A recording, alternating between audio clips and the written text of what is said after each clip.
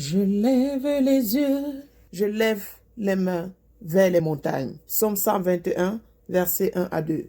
Lève les mains vers les montagnes en ce mois de mars. Lève tes mains vers le Très-Haut en ce mois de mars. Invoque l'Éternel dans ta maison en ce mois de mars. Il dit dans sa parole, Matthieu chapitre 6, rentre dans ta chambre, cherche ton Dieu qui est là dans le secret et qui voit dans le secret et ton Dieu te le rendra. J'aimerais t'encourager, bien-aimé, en ce moment précis, tu as besoin que Dieu descende de ta maison. Tu as besoin que la présence de Dieu soit réelle dans ta maison. Tu as besoin que la présence de Dieu soit tangible dans ta maison. Tu as besoin que le Saint-Esprit vienne s'installer dans ta maison. Et pour cela, il te faudra lever les mains pour invoquer sa présence. Alléluia. Il te faudra prier avec sincérité de cœur, car tu as besoin de Dieu. Tu as besoin de Jésus-Christ de Nazareth. Non pas les statues, non pas tout ce que les autres peuvent utiliser aujourd'hui. La Bible déclare, il y a un seul chemin qui mène au Père. Son nom, c'est Jésus-Christ de Nazareth. Il est le chemin, il est la vérité et il est la vie. Et nul ne va au Père que par lui.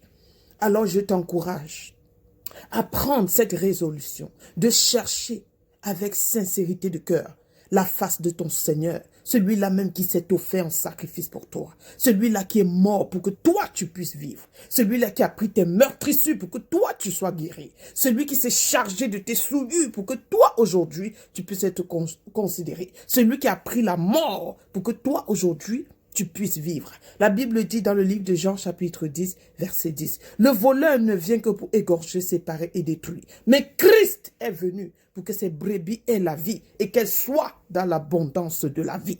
En ce moment où l'ombre de la mort se balade là dehors, où l'ombre de la maladie, l'esprit de mort, l'esprit de maladie, l'esprit de détresse, l'esprit de peur se balade là dehors. Toi, tu dois être dans l'assurance. Mais pour être dans l'assurance, il faut être sûr que tu es caché en Christ dans le lieu secret et que quand il viendra, tu seras enlevé.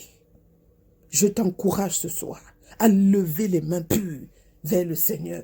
Quelle que soit ton iniquité, ne t'inquiète même pas pour ça. La Bible dit qu'il est venu pour les pécheurs. Ce sont les pécheurs qui ont besoin de Christ. Ce ne sont pas les justes. Si tu te considères juste, ça veut dire que tu n'as pas besoin de Christ. Mais si tu te considères pécheur, alors c'est pour toi qu'il est venu. C'est pour moi qu'il est venu. C'est pour tous ceux qui croiront, alléluia, qu'il est venu.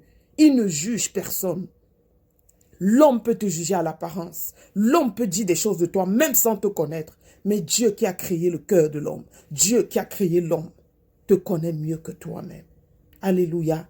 Je t'encourage en ce moment de confinement de rechercher sa face, d'élever vers lui des prières. Alors maintenant que tu m'écoutes, rentre dans la chambre, mets-toi à genoux et fais cette prière. Seigneur Jésus, je reconnais que j'ai marché dans la rébellion jusqu'ici.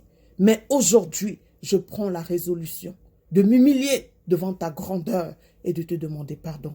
Prends pitié de moi pour tous mes péchés. Prends pitié de moi pour toutes mes erreurs. Envoie-moi ton esprit et sauve mon âme. Au nom de Jésus. Amen. Tu fais cette prière avec foi, avec assurance. Le Saint-Esprit descendra et tu seras donc sur un nouveau chemin de la vie. Que le Seigneur te bénisse et que sa grâce demeure sur toi. Bye.